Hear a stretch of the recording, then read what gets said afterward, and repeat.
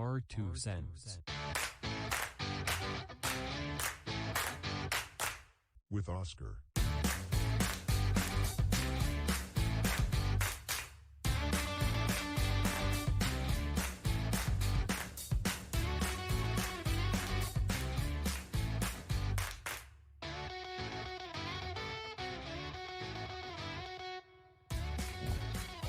Welcome back to our 2 cents. We're doing it again here at Raxel Studios with Oscar, your host. Our 2 cents, WOscar.com, our 2 cents on all social media. Thank you for all your support. Please hit that subscribe button. It means the world to me, and it's free to you, and it means the world to me. That was the right sentence, not the other way around. Anyways, happy National Caramel Popcorn Day. You know what? I'm not a big fan of popcorn, but I am a big fan of caramel popcorn.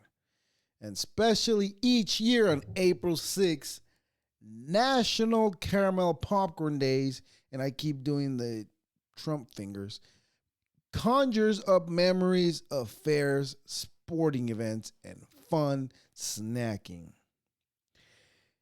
As well, in January, we celebrate National Popcorn Day. Now we add delicious caramel popcorn to the calendar. One of America's favorite snacks. For many people, this chewy or crunchy caramel popcorn treat, it's an all-time fave. Combining popcorn and molasses begins in the early 1800s. However, caramel was prevalent as well with the product of Cracker Jack. The popularity was ever increasing. Invented by Frederick Ruckheim. I was going to take a while guess. The popcorn merchant dabbled with creating a new snack, an immigrant from Germany to Chicago. You hear that, America? An immigrant created the delicious treat of caramel popcorn that most Caucasian people like. And that's not generalizing because everybody loves sweets.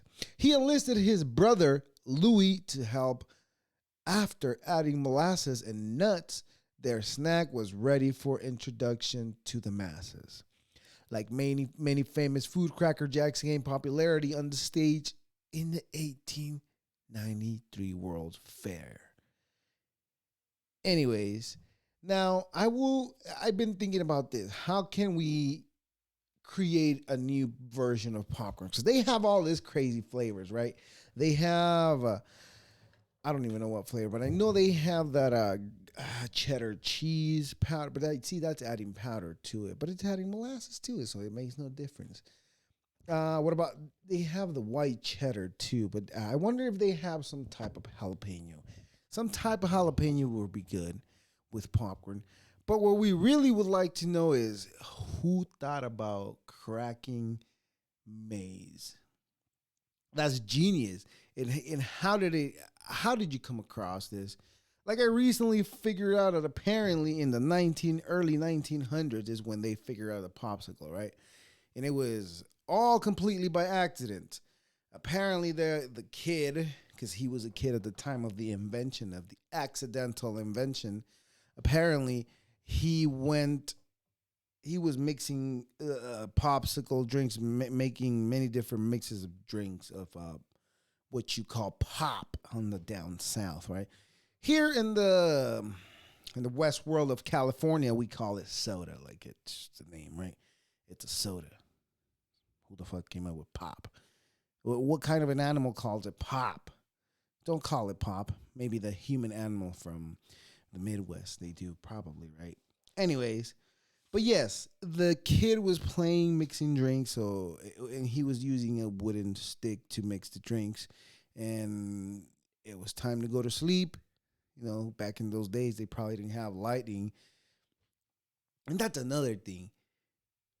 I think our innovation has gotten so advanced that we forget that people in the 1900s already had lightning, and how advanced they were. It's just it wasn't advanced to them for the for the masses. I guess that's the right word.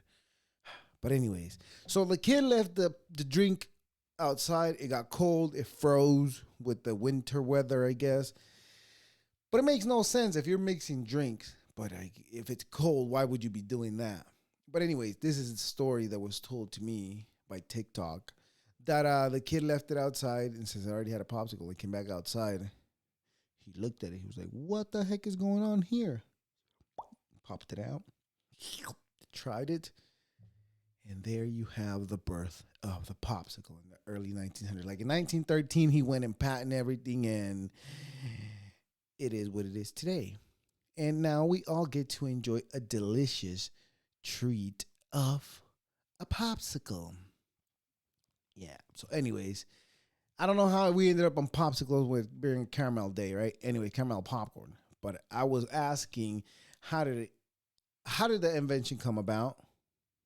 No one knows. Somebody must know, except no one in my circle knows. Not the only one. Nobody in my circle would have any information whatsoever. Anyways, so it is also, we cannot forget the second national day, National Teflon Day. Most of us won't know most of us won't know what Teflon is. And I say most of us because I don't know what the fuck Teflon is. But National Teflon Day on April 6th, each year's honors, I can't even fucking talk. Each year honors the accidental invention of Teflon on April 6, 1938 by Dr. Roy Plunkett.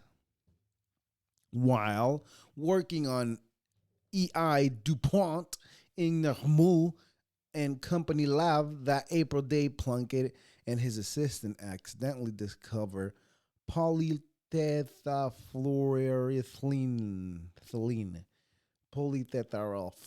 whatever, registered the Teflon trademark in 1945, and in 1985, the Inventors Hall of Fame inducted Dr. Plunkett into its numbers.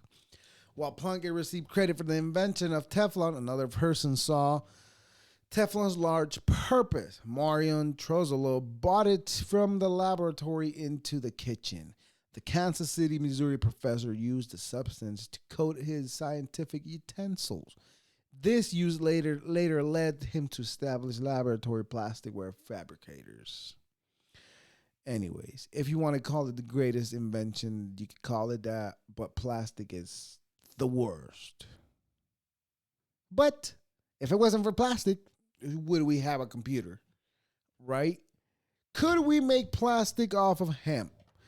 As a matter of fact, you can. They can make concrete. Is that easier to make than plastic? My guess would be yes, maybe, but I don't know. What do you think?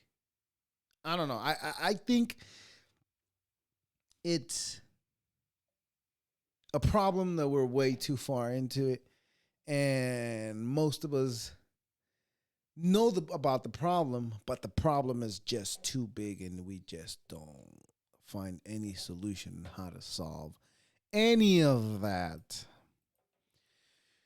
But we are just one human being to another human being. What could we do? Where does the process begin for an individual like myself that thinks that doesn't have any impact? Where do they start? I don't know.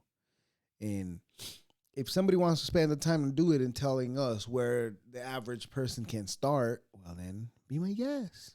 You can help a lot. You know what you're doing. Anyways.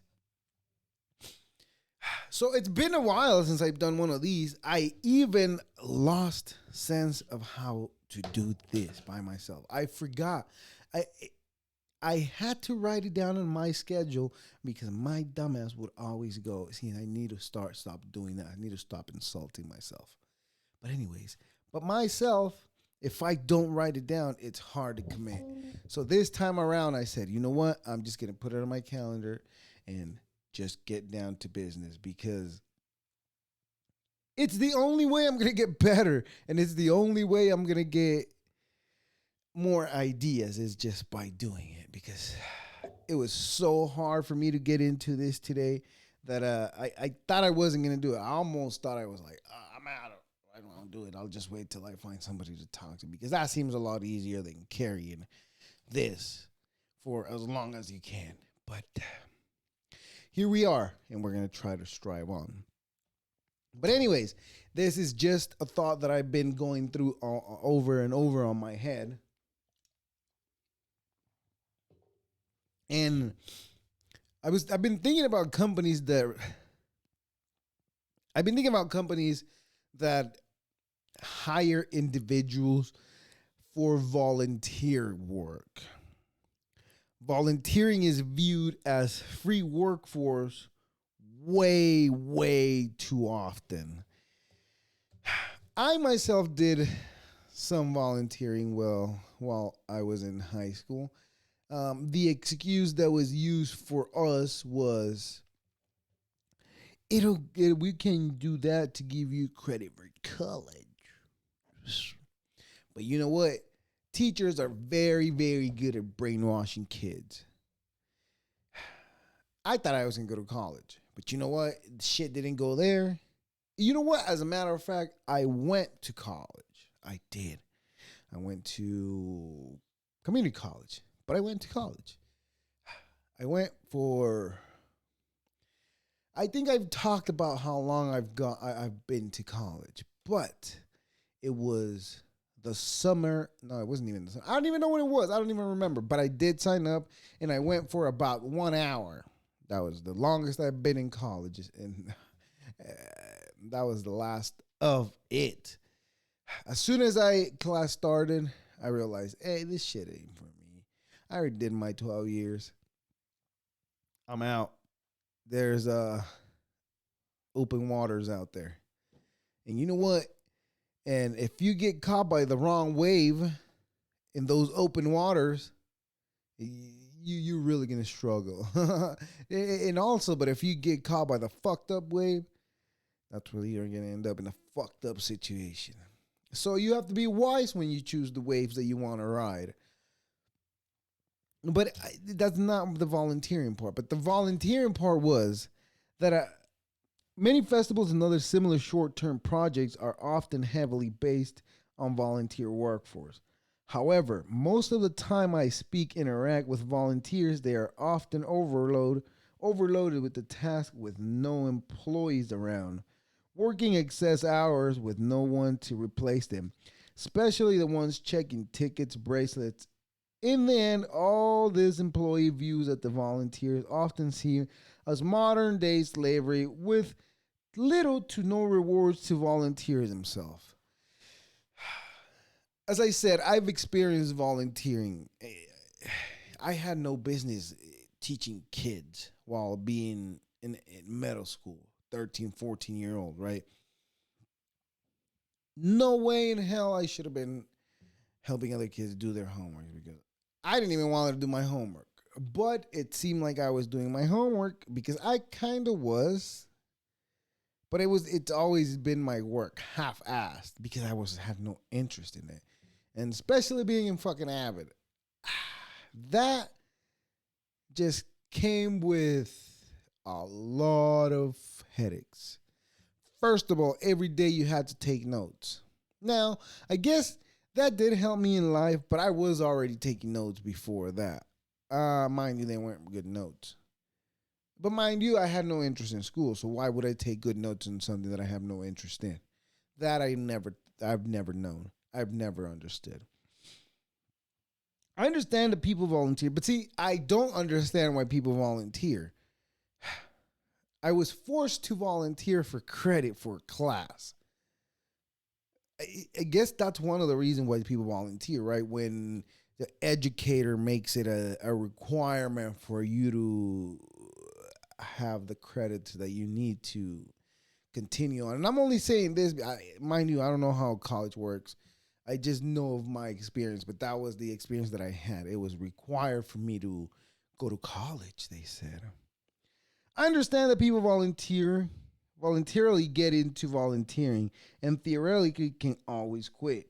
But way too often I see that they are put into complicated situations where quitting would cause obvious negative effects for employers and clients. So many volunteers are often brave enough to quit as they project and situations is like to end in a day or two. Almost most of, almost also most of the jobs given to volunteers are often the ones that doesn't give any practical knowledge or growth for them. Of course, why would it? It's free fucking work you're giving. You're giving your life to a company, even if you get paid. You're giving your life to something, to a place, to an entity that doesn't exist and wants to make a profit. Now, so today, apparently, it's April, and I'm gonna get into work a little bit because this is my experience. So the time came and passed where I was supposed to acquire a raise, the regular job, right? Me being the person that I am, I love giving the benefit of the doubt to anybody, and that includes my boss, right? So in back in November, I want to say it was November, maybe it was December, but one of those 2 months, November, December, I went and asked about a raise. But since the company was making such movements that how do I say without giving away that it was employers were being switched, not employees, but the employer was being switched. That means the company was acquired by somebody else. Anyways, so back then I asked for a raise and they said, well, you know what? The company will like to wait 6 months into, whatever time. I don't know. Like I said, it was November, September. I don't know, one of those months. But they wanted to wait a certain amount of time for them to start giving out incentives, not incentives, but raises to people who it's time to get raised, which is everyone that works where I work, right? Anyways, so like I said, me being the person that I am, I give the benefit of the doubt. And I let the month that I was supposed to let go by. And at the very beginning of the next following month is when I go and ask the question. And there comes the beautiful lies that employers love to give. Well, I've already submitted your raise, and it's just in progress of waiting. What the fuck do you gotta wait? It's either yes, I'm gonna get a raise, or no, I'm not gonna get the raise. That's just it. I've never understood. Now, mind you, I never understand anything, and I don't understand how their finances work. But I do understand that when you want something fucking done, I go get it done without a complaint. That I do. So, is there any advantage where I could go, you know what? I would love to help, but I gotta wait till I'm over this fatigue right now, And when that fatigue's over and that paperwork comes back that the doctor says that I'm fine to go back to work or work as hard as I was, then we can look into it. We can definitely look into seeing if I can do that. Maybe I should start doing that. Putting more fucking value on my fucking self, right? Now, I'm not as valuable as some people are, but some people will bitch about the job more than I would, and they know it very well. I'm just gonna go get it done. Whether if I can do it by myself, I'll do it by myself, and if I can't, well then it is what it is. I don't sit there and cry about it like other people's that I know. Anyways, but that's there. But the beautiful thing is that we've already picked the path. We know we've learned different things where that it's not gonna, how do I say this? Whatever happens, whether I get the race or I walk out,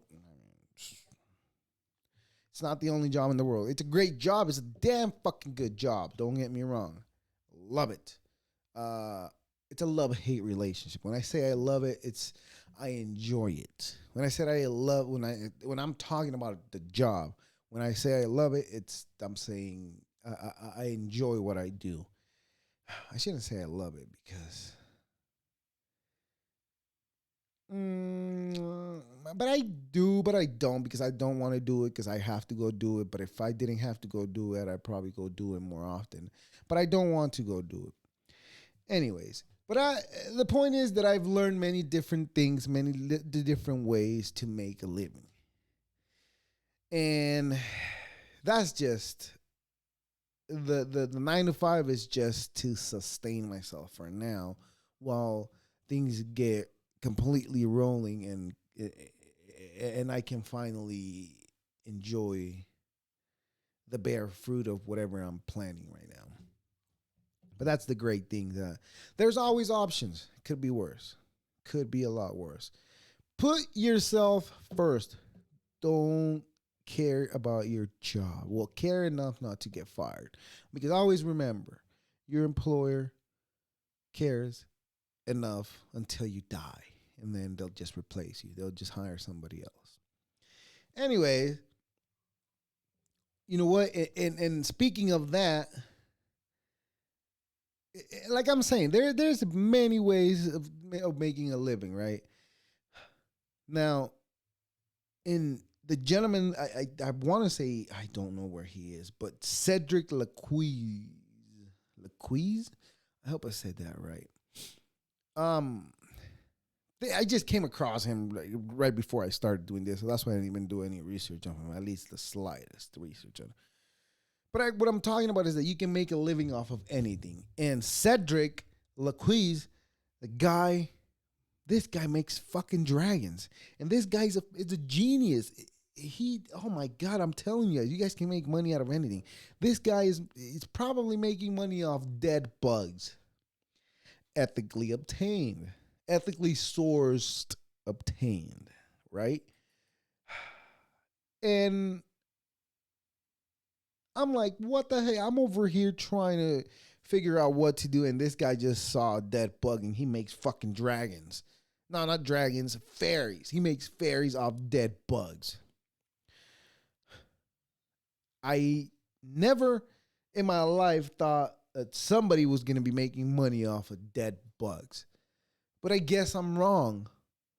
What about crickets? They no, they're not dead. They're live. What animal do they sell? Ants, chocolate covered ants. See, people make money off that. I mean, crickets, chocolate covered crickets, I should say. People make money off that. So why is that surprising? People making dragons off of them. You know, and that's the beautiful thing about the world that we live on today, that we live in today. If you can think of an idea and you can sell that idea, you can too make a living off of nothing. So what I'm trying to say is because we are poor because we choose to. Our options are endless. Like Cedric Laquieze. I hope I said that right. Again, I'm repeating the name, and I just hope I said like this guy. This guy's making money. I hope he is making money off of fairies. He's just creating them, and he just thinks of them, builds them, and boom, does them. Or like now there every single thing that we choose to do is gonna take time, and I understand that. And I know I keep saying this without any experience, but I'm speaking because I see other people that have spent years and years hustling and grinding and doing what they can for the hobby that they chose to follow. You could write, right? And you can make a living off writing. You could make shirts. You can make a living off of making shirts. If you know how to promote well, You can make a living off that. You could, because there are people making a living off of that. But again, it takes time, dedication. It's not going to happen overnight. As I've seen, I'm already like what? 19, 20, 21, 22. We're already like at 12, 24. I got 27 months doing this. It's the hardest part about this is finding the dedication. But what puts the cherry on top is finding the time. Now, when you don't have a passion, or when you're seeking your passion, or when you're not used to doing what you do and you're just pushing yourself, it's hard, because it comes times and days where you just feel like I've been feeling that for the past month again. And I go through waves and I just can't shake it, but I shake it and it just comes back. But I guess that's what it is about, right? Just shaking it off and coming back, just shaking it off and coming back every single time. You could write, like I said, you could do rapping. You could rap like that guy, right? I mean, look at this guy. For example, is it Markelle Morrow AKA Goonew, right? Apparently passed away. Not apparently, he passed away. No, he didn't pass away. He got killed. Gang violence, you see. But that's what I'm saying. Anyways, this guy, where I'm trying to go, where I'm trying to segue to Markelle Morrow. This guy's funeral was hosted at a club,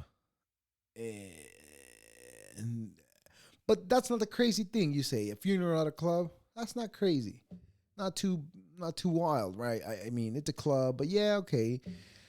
But the wildest thing about this is, they held his body like one of those Barbie dolls where they put the little wires in the back and they stand it up. Now, this dude was literally standing there at his funeral. Now, part of me says this is fucking crazy. This is so disrespectful to the dead, I guess, right?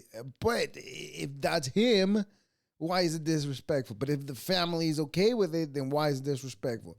Does it really matter if their fan base is enraged about it? Or does it really matter if their friends, if they're only their friends and fans are upset about it? Does it really matter? No, it does not matter. What matters is if the family is happy with his send away, that's fine. That should be fine by everybody. So apparently his death happened in Maryland, in Prince George. No, Prince George. I don't know where the hell that is. He was involved in the shooting. He was they found him shot there at the hospital with life-threatening injuries, and later on he died at the hospital. May Markelle Morrow rest in peace. I hope it was worth it. Anyways, but that being said, ladies and gentlemen, I got that out of my chest. I enjoy doing these things, and like I said, I don't know why I don't do it as often. It's fun. It's fun. I did another one like last week, but I wasn't too fond of it, so I kind of was like, that's it. I'm not gonna put this one up. But I like to think I had great points. You know what? I probably go back, and the only reason I'll do some magic, I'll work some magic, some of my personal magic, and make it happen. But like I said, I enjoy doing this, and I would like to say my thanks to, every single one of you, because it's wild. Anyways. Thank you very much to every single one of you for being here. It is I, your host, Oscar. I would like to say thank you to all of you, 32 of you on my YouTube. Anyways, thank you guys. Please hit that subscribe button. That is I, your host, Oscar. And that is it for today. We are going deuces.